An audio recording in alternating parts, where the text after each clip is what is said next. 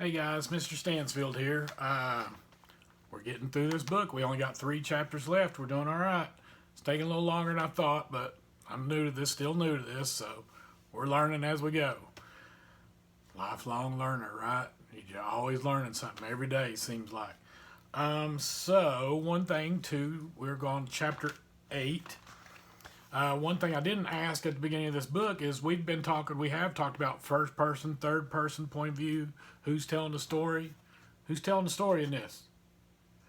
Think about it as we listen today. Is it first person? Is it third person? Something to think about today as we read. So here we go. Chapter 8.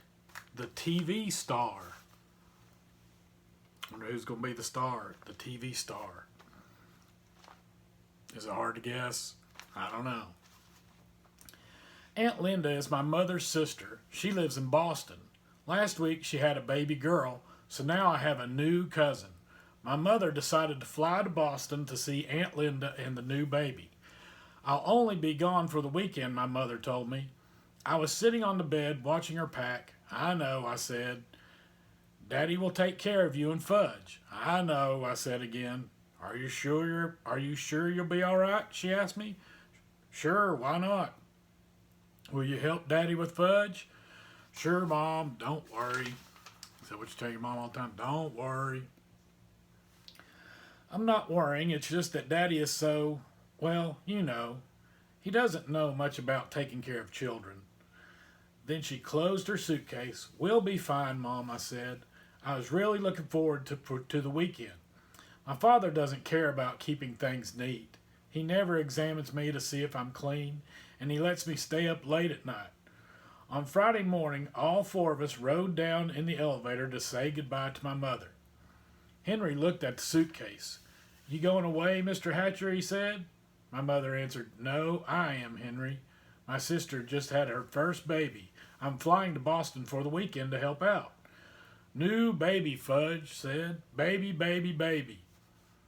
Nobody paid any attention to him. Sometimes my brother just talks to hear the sound of his own voice. Have a nice visit, Miss Hatcher, Henry told my mother when we reached the lobby. Thank you, Henry, my mother said. Keep an eye on my family for me. Will do, Miss Hatcher, Henry said, giving my father a wink. Outside, my father held a taxi. He put the suitcase in first, then he held the door for my mother. When she was settled in the cab, my father said, Don't worry about us. We'll be just fine. Just fine, Mommy, Fudge yelled. Bye, Mom. See you Sunday, I said. My mother blew us kisses. Then her cab drove away. My father sighed while Fudge jumped up and down calling, Bye, Mommy, bye, bye, bye. I had no school that day. The teachers were at a special meeting. So my father said that he'd take me and Fudge to the office with him. My father's office is a huge building made of almost all glass. It's a really noisy place. You never see people just sitting quietly at desks. Everyone's always rushing around. A person could get lost in there. My father has a private office and his own secretary. Her name is Janet, and she's very pretty. I especially like her hair. It's thick and black. She has the longest eyelashes I've ever seen. Once I heard my mother say, Janet must have to get up at the crack of dawn to put on her face. My father just laughed when my mother said it. Janet's seen me before, but this was her first time meeting with Fudge. I was glad his hair was finally growing back. I explained right off about his teeth. He'll look a lot better when he's older, I said. He knocked out his front too, but when he's 6 or 7, he'll get new ones. See, Fudge said, opening up his mouth, all gone. My father said, Janet, the boys are going to be here in the morning. Can you amuse them while I clear up some work? Certainly, Mr. Hatcher, Janet said. You go ahead into your office, and I'll take the boys on a tour of the rest of the agency. As soon as my father went into his private office, Janet took out her pocketbook. She reached in and came up with a hairbrush, some lipstick, and a bag of crackers. Want some? She asked me and Fudge. Okay, I said, taking a handful. Fudge did the same. The crackers were shaped like little goldfish. I nibbled while Janet fixed herself up. She had a big folding mirror in her desk drawer.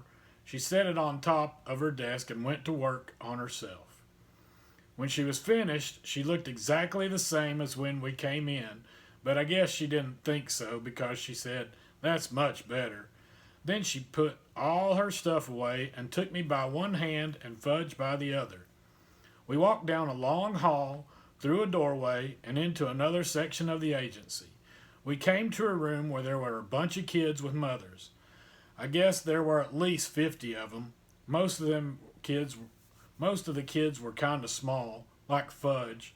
Some were crying. "Is this a nursery school or what?" I asked Janet. She laughed. "They're here to try out for the new Toddlebike commercial." "You mean they all want to be the kid who rides the Toddlebike on TV?" "Yes, at least their mothers want them to be picked," Janet said. "But we can only use one." "You mean only one of all these kids is going to be picked?" "That's right," Janet said. "Who picks him?" I asked.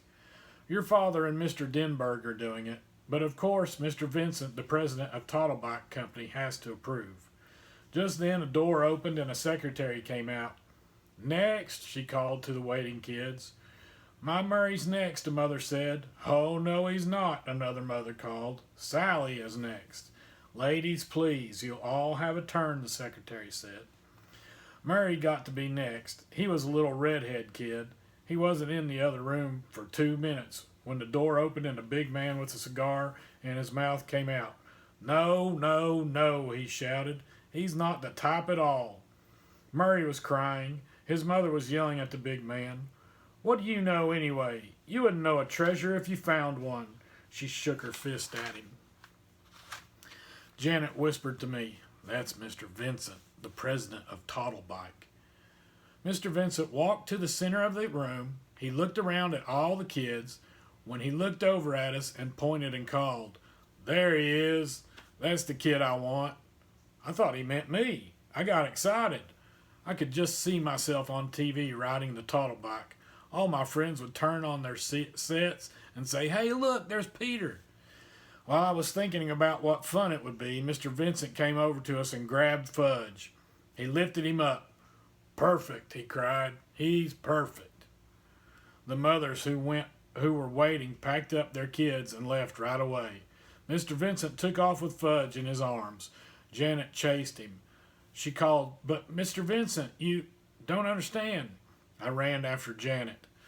Mr. Vincent carried Fudge into the other room. He announced, "I've found him myself, the perfect kid to ride the Toddlebike in my new commercial." Mr. Vincent put Fudge down and took the cigar out of his mouth. There were 2 other men in the room. One of them was Mr. Denberg. The other one was my father. "Hi, Daddy," Fudge said. "George," my father told Mr. Vincent, "this is my son. He's no actor or model. He can't make your Toddlebike commercial." "He doesn't have to be an actor or a model. He's perfect the way he is," Mr. Vincent insisted. "Now look, George, we want to make the best possible commercial for your company, but Fudge can't be the boy to ride the Toddlebike." "Now you listen, Hatcher." Mr. Vincent raised his voice. I wondered why he called my father Hatcher, just like Mr. Yarby did. Mr. Vincent pointed to Fudge. "Either that kid rides my Toddlebike or I take my account to another advertising agency. It's that simple." My father looked at Mr. Denberg. "It's your decision, Warren," Mr. Denberg told my father. "I don't want to be the one to tell you what to do." My father picked up Fudge and held him on his lap. "Would you like to ride the Toddlebike, Fudge? It's just like the one you have at home." "Why are you asking him?" I said. "What does he know about making commercials?" My father acted like he'd forgotten I was even around. I'm thinking, "Peter," he said, "please be quiet." "Well, Hatcher," Mr. Vincent said, what'll it be? This kid of yours, or do I move to another agency?" I remembered how my father lost the Juicio account because of Fudge. Now maybe he'd lose this one too, and I don't think he can afford that. Finally, my father said, "All right, George, you can use him, on one condition, though." "What's that, Hatcher?" Mr. Vincent asked. "The commercial has to be made this afternoon. After today, my son Fudge won't be available." "That's fine with me, Hatcher," Mr. Vincent said. "Is he going to get paid?" I asked my father. "I'll worry about that, Peter," my father said. That probably meant yes. He'd be paid and have lots of money in the bank. I'd have nothing, and someday I'd have to borrow from him. No, wait a minute, never.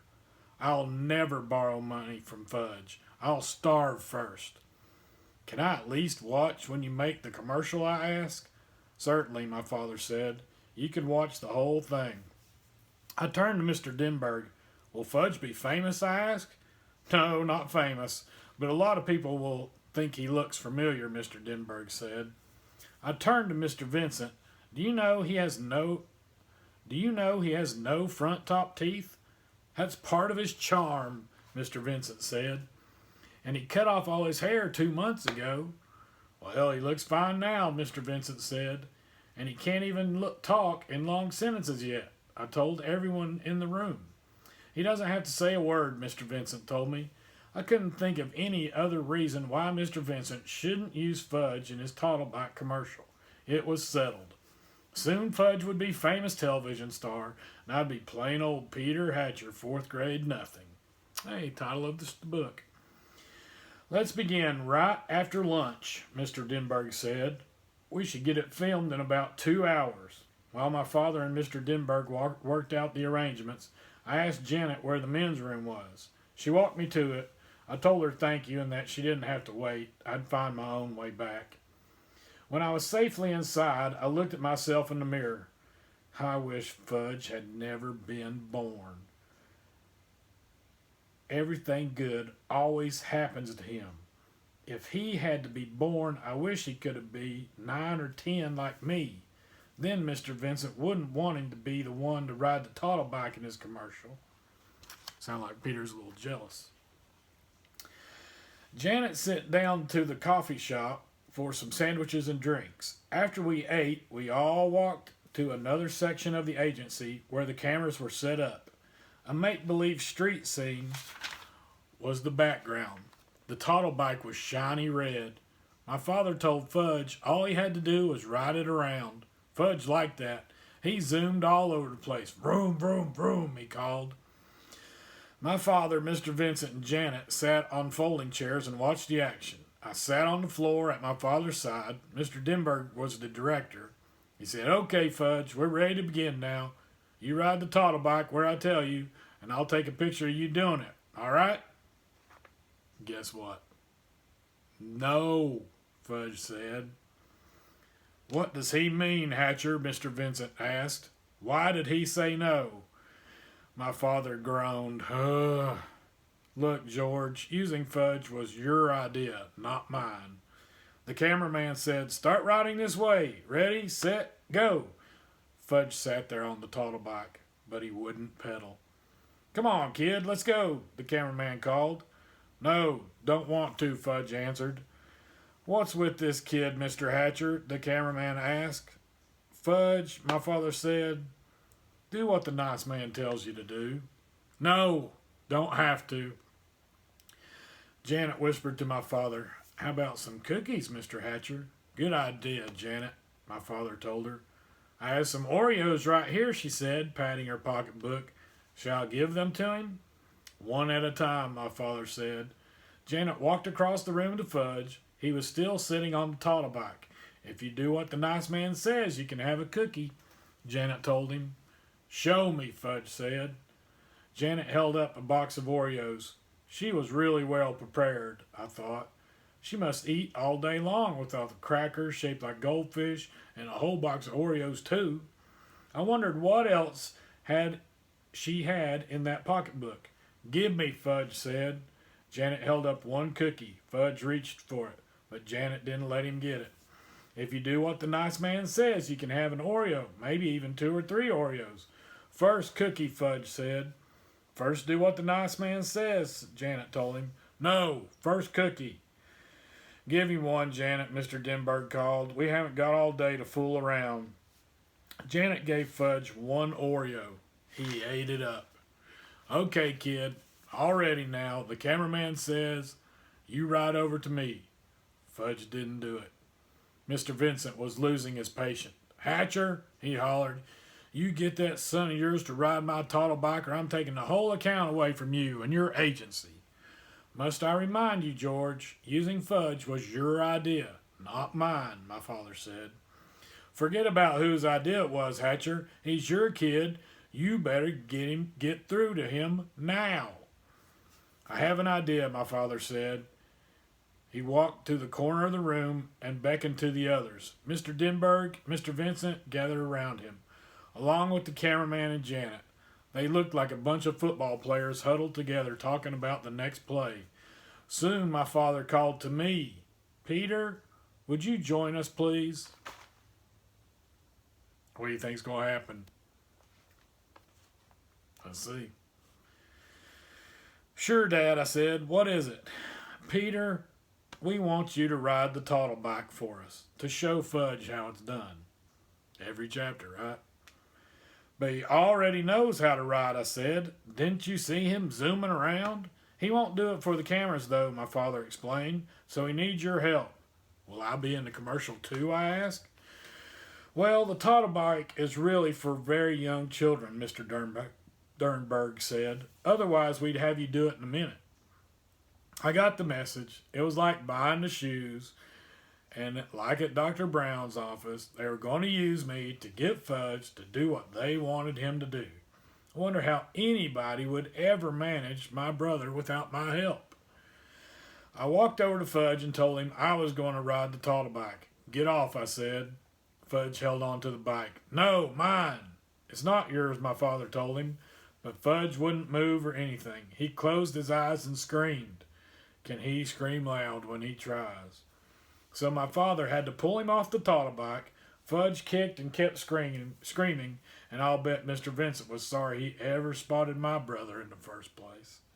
I got on the toddle bike. It was so small my knees practically touched the ground. But I managed to ride it around just where the cameraman told me. See how nice Peter can ride the toddle bike, Janet said. Here, Peter, come have an Oreo. You did that so well you can have 2 or 3 if you want. Fudge stopped screaming. Me, he said. What? My father asked him. Me ride, me. You can't ride as well as Peter can, Mr. Denberg said. Can so, Fudge told him. I don't think so, Mr. Denberg said. You already had a turn. You didn't do what I told you to do. Me! You want to try again, my father asked. Again, Fudge said. Again. Well, I don't know, Mr. Denberg said.